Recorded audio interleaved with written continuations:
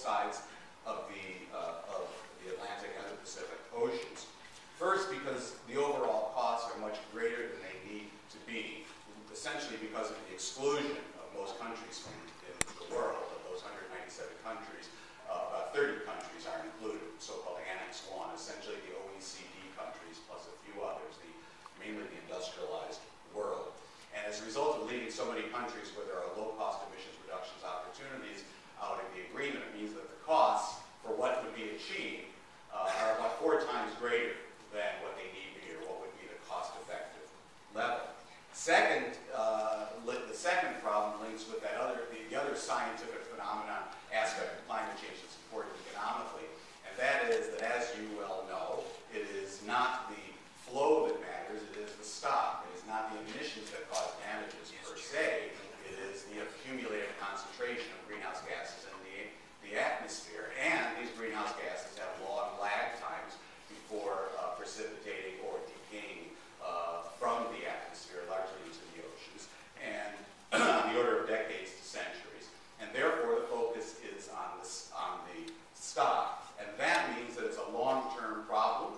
It also, because of the magnitude of the problem, long-term solutions are required. And therefore, a second problem with the Kyoto Protocol is, from an economic perspective, is that it's a very short-term approach. It's only for this one period, 2008 to 2012, and it doesn't even begin to put in place something for the longer term. Third, it's ironic that these insufficient short-term targets, as I suggested that they are actually, in a sense, excessively ambitious, at least from an economic perspective. That's because to achieve any given concentration in the atmosphere, there are an infinite number of pathways of emissions reductions you can take from today to pick your year, 2050 is the typical year discussed in policy circles, to reach, to stabilize at that given concentration. There are lots of different paths.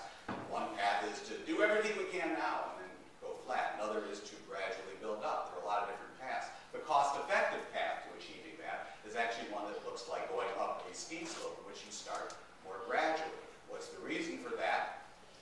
Trying to not render large parts of the capital stock prematurely obsolete. The important thing is that the next time you buy a car, it's more fuel efficient. Not that I force you tomorrow morning to throw away your car. More importantly, private industry. The important thing is those new power plants are less carbon intensive, or in fact completely decarbonized. Not that we close down all coal power plants tomorrow, again because of the stock nature of the environmental problem and the cost-effective path. Unfortunately, the Kyoto Protocol is not of that design. The Kyoto Protocol is of a design as if we wanted to design a car to get from New Haven to New York.